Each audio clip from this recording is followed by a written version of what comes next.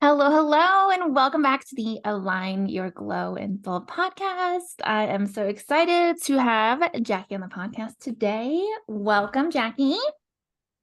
Hello. Thank you so much for having me. I am so excited and honored. Yay!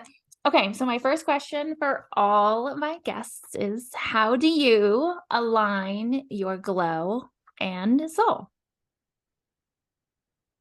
I definitely take a lot of time for myself to go internal and reflect and do a lot of breath work because I find that's a great way for me to go inwards and reflect, but definitely spending that quality time with yourself and really learning to become your own best friend. Mm, I love that answer so much. And I think that's a great transition into some of the work that you do with breathwork.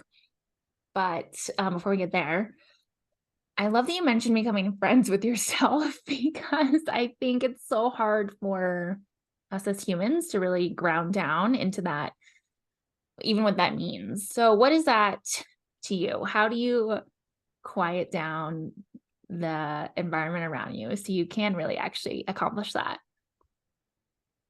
I think before the pandemic hit, I had an issue with this exact thing with taking time for myself. I didn't really understand what it meant. But when the pandemic happened, it kind of forced me to take a lot of time to myself because I used to be the kind of person that would literally schedule myself out for weeks and like just be doing stuff morning, afternoon, and night. And when the pandemic hit, it just brought a lot of like time into my life. And that's when I realized that's what I needed. And it gave me permission to say no to others. And so I think that really becoming your own best friend is about spending time with yourself to get to know and understand and love yourself for all your, flaws and all the good stuff too. So just really spending that quality time, I think. Love that. Okay, so then we'll transition back into kind of your specialty and what you teach all the peoples is breath work. I love this concept so much, and I think the breath can literally cause miracles in your body and life and all the things. So, let's just start with how can somebody use breath work for, simple things like moving through stress or burnout, and really kind of getting back into alignment. Yeah, your breath is literally one of the most powerful tools that you have in order to change your emotional state, to release stress, or to release anxiety.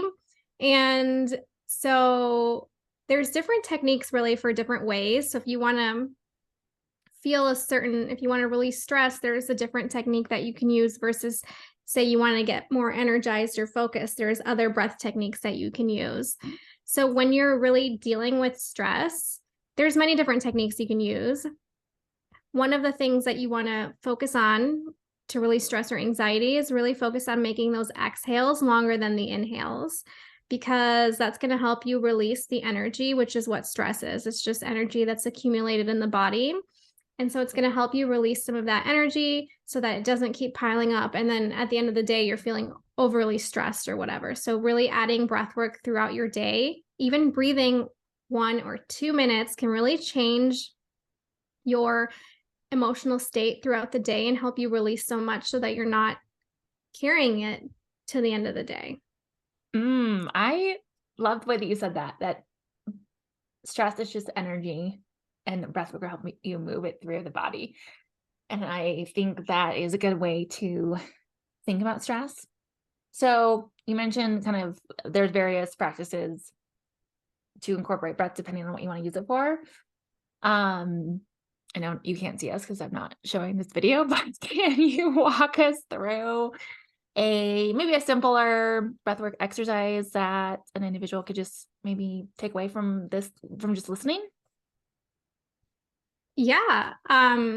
So there's there's box breathing, which is a great way to help release stress and just calm down. And what box breathing is you just inhale for, say, a count of 4. then you hold the breath at the top for a count of 4, you exhale for a count of 4, and then you hold the breath out for a count of 4. Now, it doesn't always have to be a count of 4. It could be a count of 5, as long as you're holding the breath in the same amount of time that you're breathing in, and you're also breathing out the same amount of time. So that's why it's called box breathing. Mm. And yeah, it's a simple tool that you can use, and even doing it a couple minutes can really change your state. It can help release a lot of stress and just help you feel refreshed and energized. Not really energized, but just really calm and grounded. One of the things you talk about is how breath work can substitute for or not caffeine, but I think you said coffee specifically. So if somebody say wants to drink less caffeine, less coffee, and that they're primarily using that to get that boost, to kind of wake up. What is it about breath work that helps change your body? So there's really like 2 ways to get energized. Your body needs water and it needs breath, because that's really helps bring the nutrients and the oxygen around to your cells.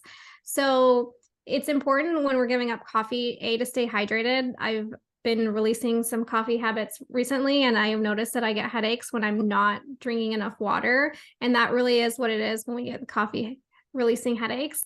And then the other thing is breath work, because that brings in new energy into the body as you're breathing. If you think about it, we call someone dead when they stop breathing, when they've taken their last breath. And we call somebody alive when they take their first breath, when they take in the energy. So when you breathe, you literally are bringing in energy to your body. And so that's why you can feel more energized, more focused, more calm after doing a certain breathwork session. Okay. Okay, so we went through stress, coffee, all that. What if somebody is just feeling maybe unaligned, stagnant, stuck? How can breath work help them just feel better about themselves?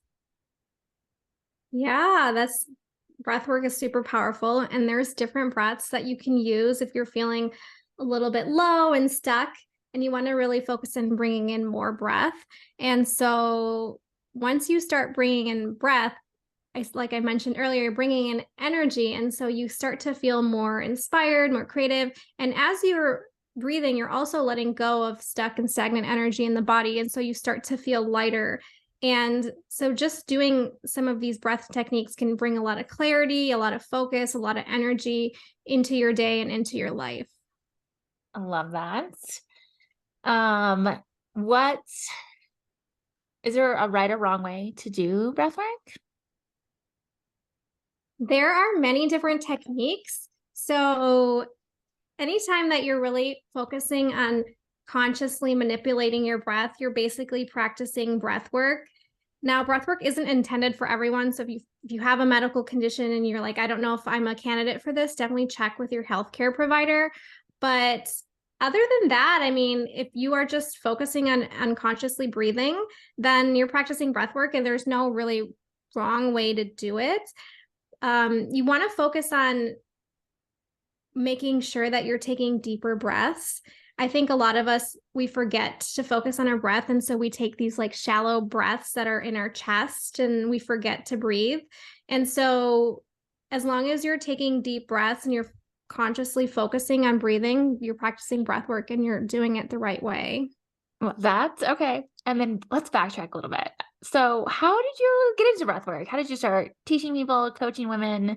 Really, how did you kind of, arrive to this current moment in time of your journey? I was just called to breath work, and I knew that it was something that would help me. I was addicted to a lot of different substances before, and I had a hard time letting them go until I found breath work.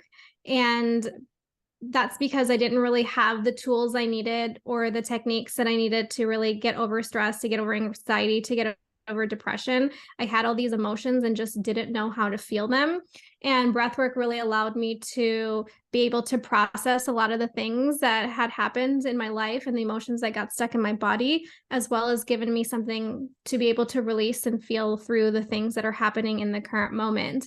And so it really changed my life in such an incredible way. And when I first tried breathwork out, thought to myself, why doesn't anyone else know about this? Like, holy cow, you can feel basically high just using your breath. And so that's when I started teaching it, because I felt, that it changed my life, and I see how much it helps so many other people. I've had people come to my class and say things like, I've been going to therapy for years and I've never felt like I did until I did a breathwork class with you. And so when we start to work with our breath, really incredible things can happen, and we can have these incredible breakthroughs as well. So, I love that you said that. And I love that it's a great modality for people who really haven't seen the results that maybe they would have liked to. So the people that you're working with, what are some typical, I don't know, I don't want to say, what are some typical, I guess, blocks? There we go. That's a good word. Blocks that you see people come in that you work with. And how quickly does breathwork sometimes help people move through them? Some blocks that I see people come in with typically are like blocks around worthiness, or, sometimes when we're working with breathwork, it's not like you come in with an issue and you release that issue right away. It's your body has a certain timing and it's going to release whatever it's ready to release. And sometimes what comes up with during the breathwork session is something that you didn't expect, because what happens is, as we go through life, when something is too much for us to feel, our nervous system literally shuts down. And this is what is known as like a little trauma, or it could be a big trauma, but we all experience ways in which the world doesn't meet our needs. Like, imagine being a child and not being able to verbalize your needs. And if your parents don't get it right, that's a traumatic event to your body. And so these emotions get stuck inside our body. And what comes up during the breathwork session is whatever the body is ready to release at that time. And that's why you need multiple breathwork sessions. And it's an ever going journey, because healing takes such a long time, because we didn't get this way overnight, right? These little wounds, these emotional wounds happen to us throughout our life. And so it's going to take a lifelong time to unravel everything. And so as you let go of one thing, you might notice that something else comes up. And sometimes it's not even just from our lifetime. People say that we accumulate generational trauma as well. And so you could be releasing things that your family experienced many generations ago. So you do definitely feel something after one session. You'll feel something. If you do the breathwork session, you're going to feel a change in state. You're going to you might not necessarily always release something, but you're going to definitely leave there feeling very inspired, very light, very clear. And a lot of people do actually release things during the session. So that means that there might be some crying or whatnot happening during the session. And that's how our body releases these emotional traumas and stuck negative emotions that live in our body. I love that. Ooh, so fun. Okay. Switching gears a little bit. So, you don't just coach people on breathwork, you kind of coach them on all the things. So one of the posts that you had lately, which I was loved, is why goal setting doesn't work. And I think that is such a great topic. So what does that mean exactly? And how can somebody, I guess, approach that subject and, feel motivated to achieve what they want to achieve? What a great question. I definitely think that goal setting does not work because it requires our willpower, and we only have a limited amount of willpower. And it might work, right? You might set a goal and you might do really good for the first week, but then notice yourself falling off. especially when it comes to these bigger changes. And that's because our body literally resists change. And so simply setting the goal doesn't work because that willpower could diminish. Whereas if you work on becoming the kind of person that achieves the goal will automatically happen. If you become the identity, if you change at the identity level, if you change your beliefs, if you change the way you view your world to be like someone who already creates the goal you're trying to create. Say you're trying to set up $1 million business. How does somebody that already has $1 million business, how do they act? How do they think? What do they do every day? What are they believing? When you can become this person, that goal that you're trying to achieve automatically, it easily and effortlessly happens. And so it's really important to work on the subconscious level and really reframe the beliefs, rewrite the stories that are holding you back, let go of any emotions that might be holding you back, because a lot of times you can write goals, but then you might have these negative emotions that come up unconsciously that stop you from doing the tasks that require you to reach the goal. And so that's why goal setting doesn't always work, because there's always these other little factors that might be holding you back from actually reaching that goal. I love this. And I talk about this all the time about in order to, if you want to achieve the goal, you have to actually be that person already. You can't think once you get there, then that will happen. And then the other piece you talked about is these subconscious limiting beliefs. And oh God, we all have them, right? We're all little onions that just are constantly being peeled back. So I think definitely where I have struggled, and still, as we said, healing it's a journey. Learning is a journey. You're never done. But how do you even start with realizing that you have these beliefs that are holding you back? That's a great question. And really, it's just about getting curious with yourself. Maybe finding an area that you're stuck in. Say you've been trying to achieve a goal for a little while and you just haven't gotten there. And then write down all the reasons why you haven't gotten there. And then you might notice some limiting beliefs starting to come up. And limiting beliefs sound like any sort of belief that you're using that could be holding you back from achieving that goal. So if you're like trying to start a business, some limiting beliefs are I'm too old or I'm too young, right? Like some people have that opposite. Or, if I only had more money, I could invest in XYZ. Or I didn't go to college, so I'm not going to be successful. These are all limiting beliefs that if you really look at them, you can find that they're false, because there's people that have, violated these technically beliefs. There are people that are very young that start businesses. There are people that are very old that start businesses. There are people that didn't go to college that are very, very successful and have very successful businesses. So start by asking yourself, what are these excuses, or what are these things that I'm telling myself that are holding me back from creating this business or creating this goal? And I think it really, I love that. That's so simple. Just like write the questions down and then maybe hire a coach like Jacki. Because yeah, you can do that as well. That works. I can help you go through and find your limiting beliefs.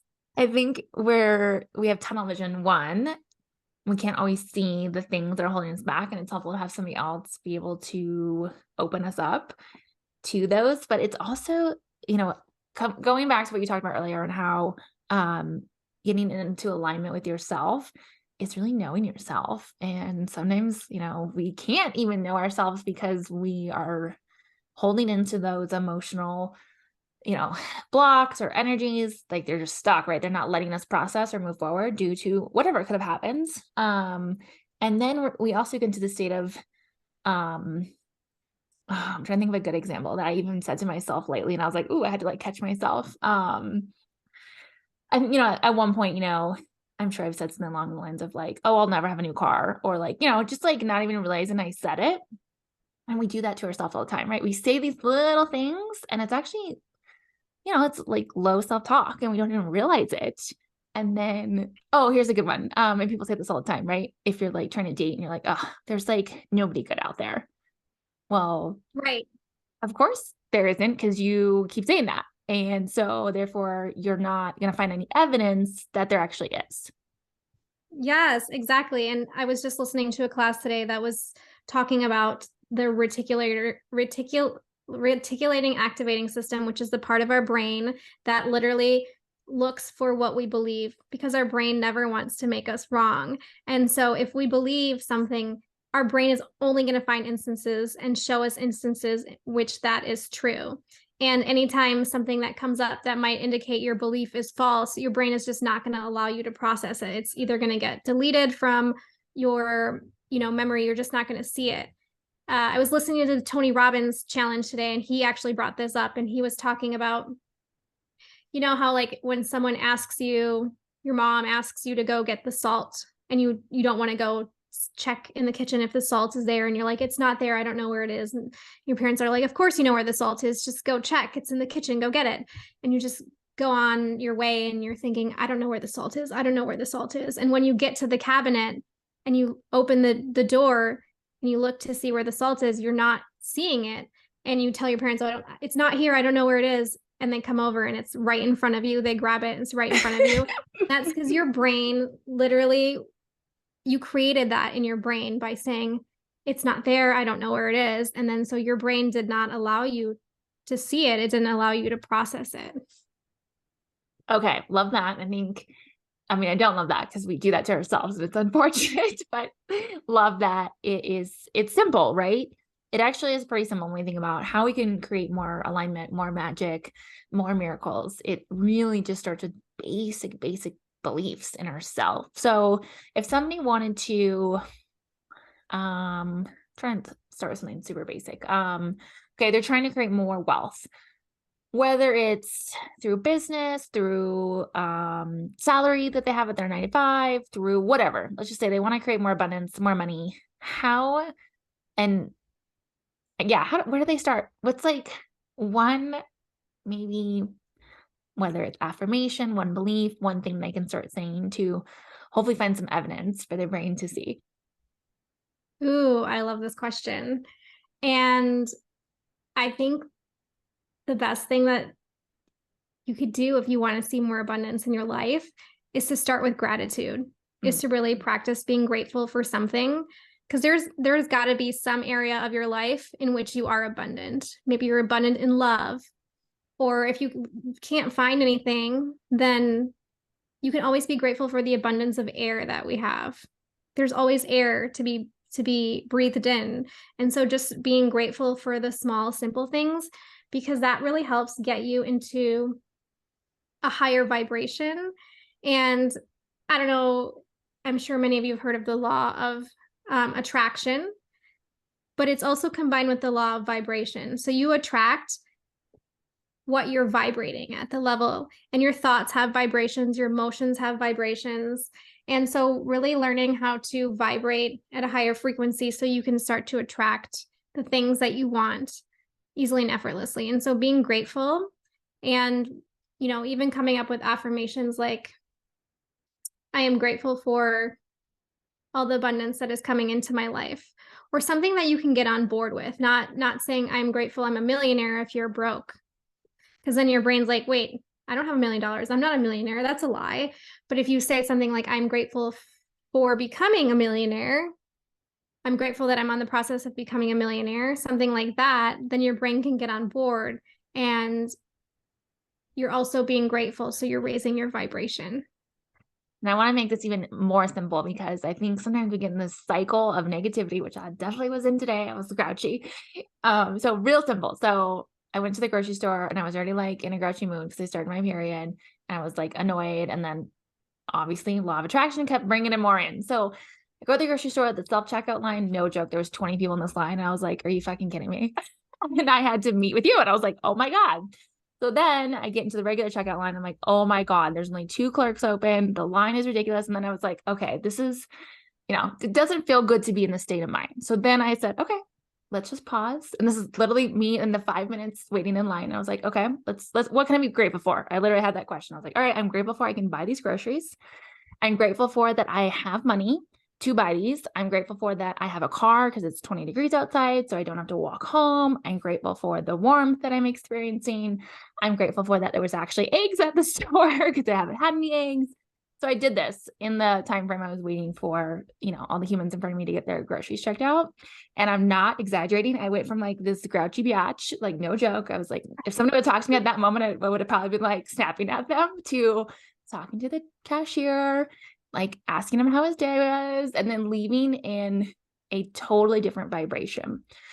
And so, when you mention vibration, it's just like, it's literally switching the energies that you're experiencing. And, let's be real, we're not perfect. We're going to have bad days. We're going to have lower vibrational states. We're going to be irritated. We're going to be frustrated. We're going to experience all the things, but it's how do you get out of that? And I think practicing gratitude is the number one way you can move through it. Exactly. Oh my God. I love that story that you just shared, because it is super powerful how much even gratitude can change your emotional state. And there's so many other tools that we can use out there. Gratitude's great. Also breath work. If you just breathe for a couple of minutes. Yeah, I know I'm a little biased with the breath work. But even if you just breathe for a couple of minutes, you can literally feel the shift in your state, in your emotional state. You can go from feeling grouchy, stressed, angry, anxious to literally feeling calm, grounded, centered, even refreshed. So there's just so many tools out there. There's also tapping. I don't know if you've heard of that. It's where you tap on certain points on your body. They're like acupressure points, and that can really help to feel more calm and grounded as well. Yes to both. And I would have done breathwork, but people probably would have looked at me like I was a little crazy in the middle of the grocery store. But tapping, I love. I just did a meditation, and we did a tapping / meditation. And so love tapping. For those who are not familiar with tapping, what like Cliff Notes version of what are some benefits and what does it do? I mean, like scientifically, to kind of the energetic points in your body. So I'm not super, I know how to tap for EFT, so I'm not super familiar behind the science of it. I know that you're tapping acupressure points. And so what it does, it helps move energy. And what a lot of the symptoms that we have, feeling certain ways, stressed, anxious, or even tired, has sometimes to do with blocked energy. And so when we tap on these certain points, it helps the energy flow move throughout the body so that we can start feeling better. And it can also help to start rewiring our subconscious mind as well. So because you're saying the affirmations as you're tapping, it can really help to get into that state. We really have two states. Our body has like a relaxed state or a stress state. There's the parasympathetic and the sympathetic. And so when you're in the relaxed state, that's the state in which you're able to really make changes at the subconscious level, make changes at the identity level. And so when you tap and you say these affirmations, you can start to change your beliefs and really change at the identity level. So good. And we could do a whole another podcast at change at the identity level and tapping, but yes. Oh yeah. I mean, I'm sure you could talk for days and days on really how to change at the identity level, because there's so many different tools and it's really a lifetime of work. There's, there's a lot of tools. You could definitely spend a long time talking about it. With tools, I always like to ask this question. What are some of your favorite books that you read, that you've loved, that have helped you just on this journey of life? Oh, I love that question. I love books. So there's so many that I might have a hard time choosing, but if I had to choose, I had to choose. There's this book called The Emotion Code. I forgot the author, but it basically talks about how as we go throughout life, we do get these emotions stuck in our body. And he talks about all the different things that can happen when you have emotions stuck in your body. Like they can literally manifest into physical things, into anxiety, ADHD, other mental disorders as well. So in the book, he talks about how you can use muscle testing to figure out what emotions are stuck in your body, and then really how you can release them using a magnet. And so I really liked that book because it taught me how to muscle test, which I think is super important, especially if you want to learn what's going on with your own body and stuff. What muscle testing is you ask your body a question, and then you basically test on a muscle to see if the muscle is strong or weak. And if the muscle is strong, then it could mean true. And if the muscle is weak, then it means false. And there's different techniques that you can use, different ways that you can do muscle testing. But yeah, basically he talks about how the different ways you can muscle test and to see which emotions are stuck in the body, and then how you can release them using the magnet. How intriguing. I'll have to add that to my list. I have so many books right now. I'm like a It's so bookaholic. good. I like have so many I need to read. Yeah, I'm the same way. Books are like life. Have you okay, well, let me ask you this. What was one of the first, and I can't remember the first, but one of the first few books you read that really kind of got you like made you realize you really can create your own reality? Rich Dad, Poor Dad is one of the first books that I remember reading that got me into like personal development and learning about wealth creation. And I really liked that book because he talks about how he has two dads. One of his dads is his friend's dad, but he spent a lot of time with this guy, so he called him his dad. And he talks about the different mindsets that these two people have. His dad, who went to college and just kept getting degrees, like they kind of tell you to do, just go to school, keep learning, you'll get a better job. He ended up dying in debt, working his whole life. And then his friend's dad, his rich dad, never went to college, and he basically made his money work for him. So he would invest in real estate and he would have his dollars work for him. And so he just talks about the different mindsets. And I thought that was so interesting. And that's when I decided that I wanted to have a rich guy mindset, not the poor mindset. That's such a good book. I think I was listening to that on like a road trip, and it was the first time I'd heard it. And I love that he makes it so simple and talks about like really getting away from this materialism, capitalism, societal like norm that we're in, where like you have to buy, spend, spend, and talks about like, okay, is it an asset or is it a oh my gosh. Liability. Thank you. Yes. And it really, I think, will help you curve if you feel like you're spending too much money or you're buying things that are not necessary. Because really, what's the point of having all these things if they're not doing anything for you, and they're only bringing you joy temporarily. And that was like, ooh, that was so good. I think that was my favorite part of the whole book. Yeah, like a lot of times when you have too much stuff, it just ends up like sitting in the closet, and then when you need it, you can't even find it. So I've been down that road where I've had a lot of stuff. And yeah, I think that book made me realize like, hey, I don't really have any memories where I'm like so excited about a material item that I got. I don't have any memories today where I go back and I'm like, yes, I'm so happy that I got this one item. Like the happiness is there, but it like is so fleeting. It lasts for like a couple days, and then I forget that item even brought me joy.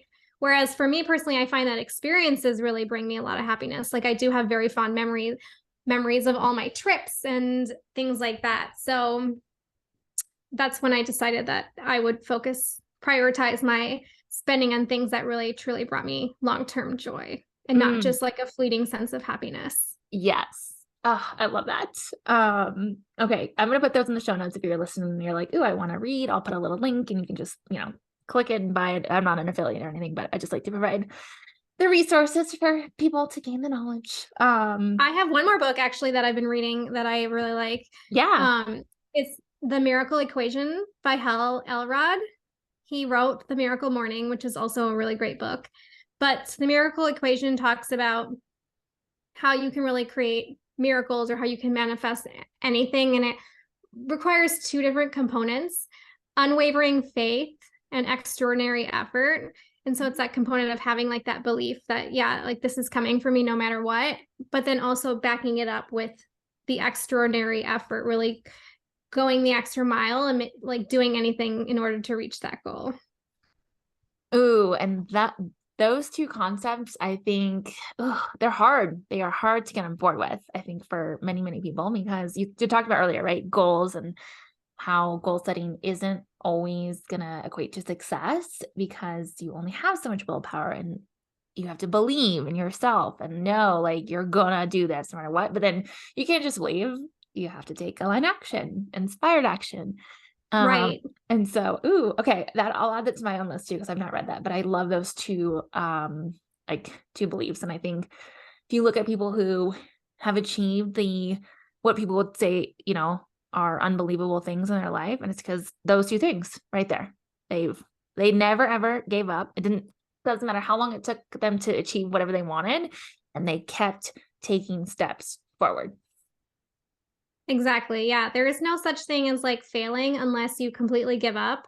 But as long as you keep going towards a goal, you might have found 1,000 ways it didn't work, but that's exactly what it is. You found 1,000 ways that didn't work, and you're closer than ever to finding a way that did work. So really like looking at each step as a learning experience, as a part of the journey of growth. I think that's super helpful in like really achieving goals. And I also think that achieving goals or setting goals doesn't necessarily need to be about, hey, like, did you accomplish it? Doesn't need to be so black and white, but really letting it be a part of the journey and a part of like becoming the kind of person that achieves that goal. Because anytime you set a goal and you try to go towards it, you become a different person if you put in that effort. Yes, the transformation and the journey toward the goal. It's not even really like, I mean, yes, it's great to achieve the thing, but it's, what did you learn in the process? How did you expand as a person? Exactly. Yes, it is exactly that. Love it. And I am flabbergasted at how much time has gone by. Um, so, okay, one more question, and this is unrelated to, well, no, actually, no, we can circle this back to goals and achieving and transformation and energy and all the things. So, if you're a guy listening, I'm sorry. If you're a woman listening, this should be helpful. One of the other things you posted about, which I just loved, because I think we need to have more conversations about this as women. How do you get more done? By planning around your cycle. Yes. Okay. I think this is so important because as women, we really are governed by two different cycles. Men just have the cardiac, oh my God, why can't I think of the name? The Circadian rhythm. the circadian cycle. Yes, there we go. And women have, right, the circadian cycle. So men just have the circadian cycle that they have to go by, and women have to go by the circadian cycle and also the menstrual cycle. And so we, because of our hormones, have different energy levels and different moods at different points in our cycle. But if you start to pay attention, you'll realize that you feel the same way at every point, like at that point in your cycle, every cycle. And so if you can learn to really plan around your cycle, if you can really learn to recognize how it is that you feel at different points of your cycle, and then start to plan around that, you can get so much more done. So you might have noticed that during the menstrual part of your cycle, when you're menstruating, you might feel really low energy, more so than any other phase in your cycle. And you might find that you are not feeling so social. You're feeling more introverted, and that's normal.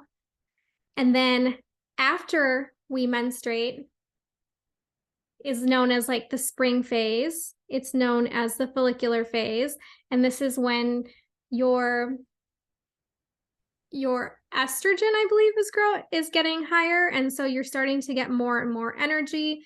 And so the spring phase of your cycle is a great time to plan out what's going to be happening the rest of your cycle. So if you have a business, it might be great to do some content planning or really planning on a strategy that you might be using upcoming for a launch or something like that. And then after you have follicular, which is known as the spring, you have ovulation, which is the summer.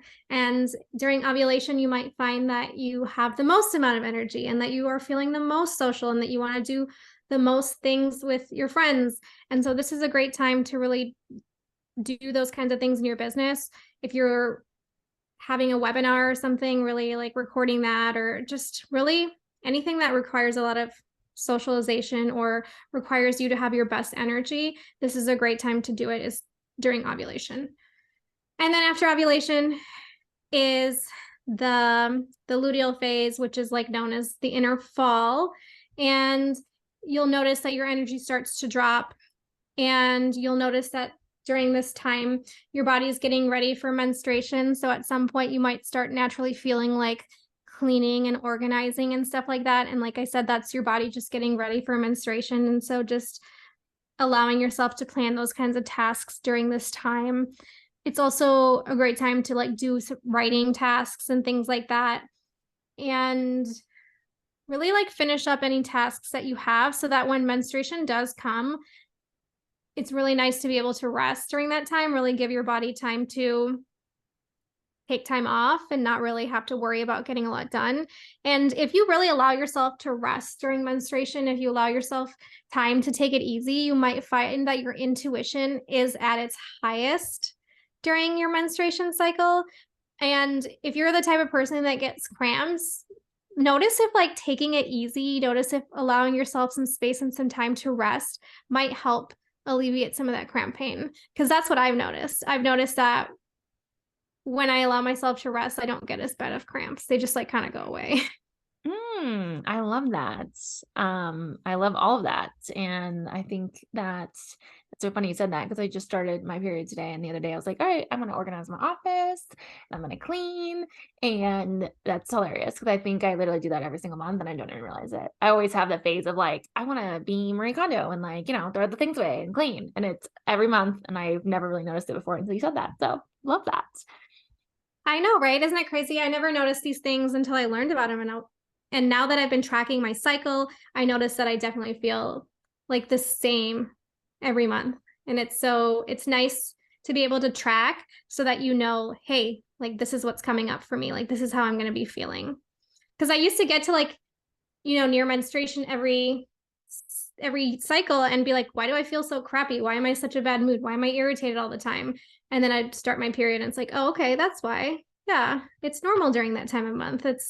We're meant to be more introverted, and we don't have, during ovulation, we have this shield, this armor on that like nothing can hurt us and nothing can emotionally wound us. And that armor is not necessarily there when you're menstruating. And so then you might notice that you're more sensitive and things bother you or hurt your feelings more. Oh, the joys of being a woman sometimes. I know. I always say, my partner can always tell, he's like, you're gonna start your period, huh? I was like, stop knowing me so damn well. I get all grouchy and sensitive a couple days before. But it's just like you said, circling right back to the beginning of what you said, it's really pausing and getting to know yourself, because especially as women, we just are not, you cannot compare us to men. We're operating at a completely different hormonal level. And there's something wrong with us. There's something wrong with these cycles. There's something wrong with our hormones, but just recognizing, like, I think you said it very well. Understanding your cycle can really help you be more successful, because you can really capitalize in these areas of energy and get the most out of that time frame. Exactly. Yeah. And there could be some negatives, I guess, with having a menstrual cycle, but there's also some benefits. Like a man doesn't really know when they have to take a break. They can just keep running themselves till they're burnt out. Whereas women, we know that we like when the menstruation comes, we have to like take a breath. We have to take it easy. That's what the body wants. So in a way, it really allows us to plan better, because we know what's coming. We know how our energy levels are going to be throughout the different phases of our cycle. And if you actually track these things, you can, I think, have an upper hand in certain situations if you want to leverage that.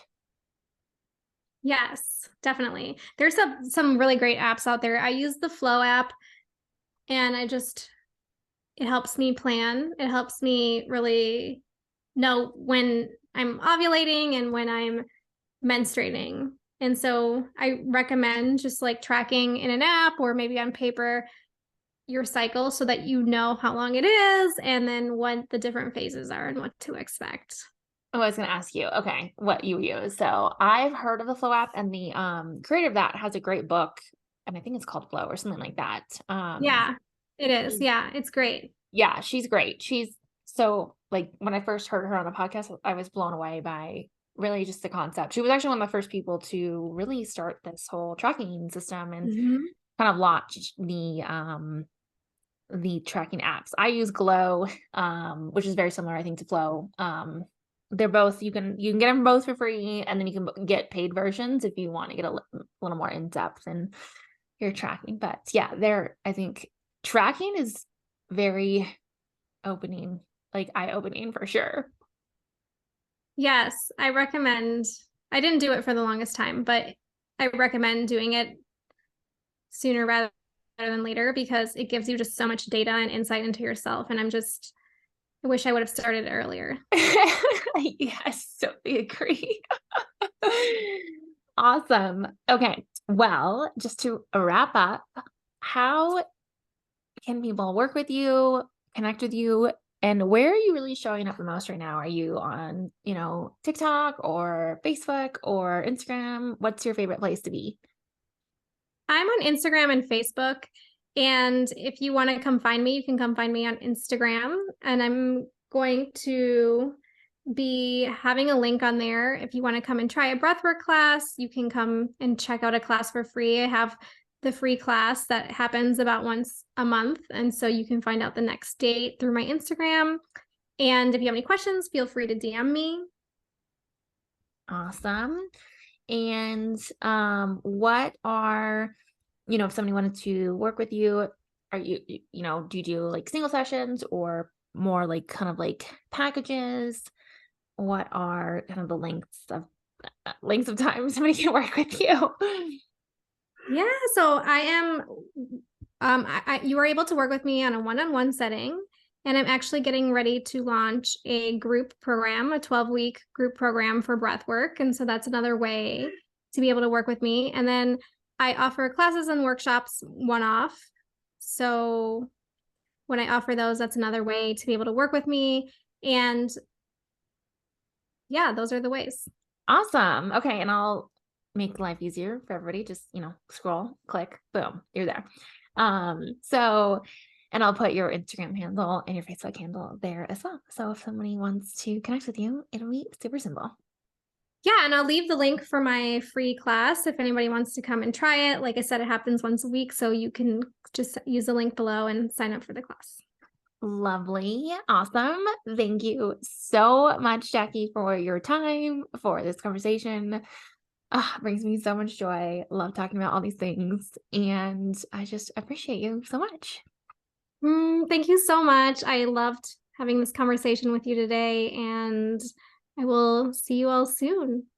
Thank you for listening, everybody. Bye.